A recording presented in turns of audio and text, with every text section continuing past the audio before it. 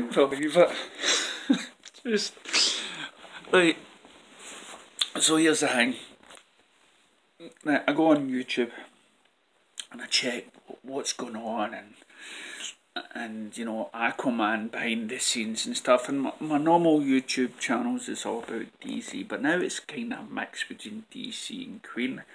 And what I've been noticing over the last couple of days is that there's so many reactions to the song Bohemian Rhapsody, right? Bohemian Rhapsody. Now, I grew up with Queen. My father, he was into Queen, so I sat and listened to the music, right into it. And my school, when Freddie died, half of the school, you know, just couldn't handle it, you know, because these were sort of icons for my generation, you know, for teenagers growing up in the 80s and stuff like that. And what always saddened me really was that, and we've got to remember, this was the 80s, okay, and places like America was different. And now you come over to Britain, and most places in Europe, there is, everybody's knows who Freddie Mercury is. Now, I watched Prison Break, and there was a Chinese man, it was last season of Prison Break, and he loves Freddie Mercury and stuff. Like most of east of the, you know, eastern countries and whatnot, we all loved Freddie. He was the greatest showman, right? Greatest. But in America now, in 1980, basically Queen ruled the world. Okay, they were number one everywhere, right? Everybody loved them. Then they made a video. It was a guy, the the drummer's idea, Roger Taylor, to dress up as drag, to kind of make fun of the soaps, okay, the sitcoms, TV, and they made a video called "I Want to Break Free." So they all dressed up as girls and mothers and daughters and stuff like that, and it was like, you know, vacuuming, feeling trapped, right? That they're just stuck in there, and I want to break free. No. So they made that video. America just couldn't accept it, right? They didn't play it on MTV. So, and MTV was something that Queen helped start, because they were making Bohemian Rhapsody, and there's a bit in it where it goes very operatic, so they made a video of it and stuff, so they helped make it. But MTV wouldn't play this over there because, you know, America was... So now we've got lots of generations over in America, right? Never heard the Queen, although they think they haven't, because most of the iconic songs like Another One Bites the Dust and we Will Rock You and We Are the Champions, right? Everywhere. Probably don't know. There will be other groups that probably redone it, re-sang it, but really Queen was the one that wrote the song and performed it. And so now with the film coming out, everybody's saying, watch Bohemian Rhapsody. Now most of the reactions are coming from black Americans, right?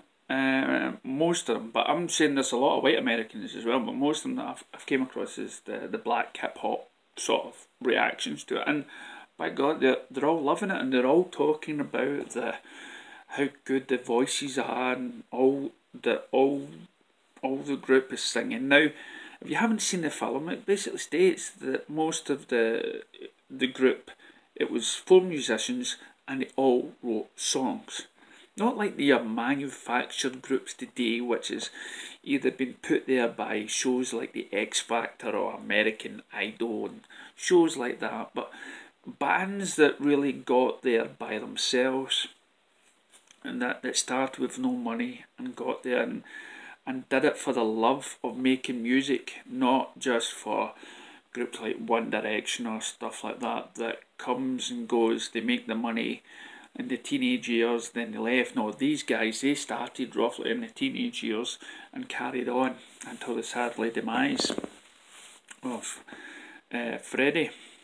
So now we get a lot of reaction, and it's great to watch when you have that bit when they go into the operatic bit, and you'll see them going, "What? Oh my God! This is incredible!" And then of course that then leads them to watch the Live Aid performance, which has been noted as the best ever. The best ever rock performance, because Freddie Mercury had the audience in the palm of his hands. You know, he really knew how to work the stage.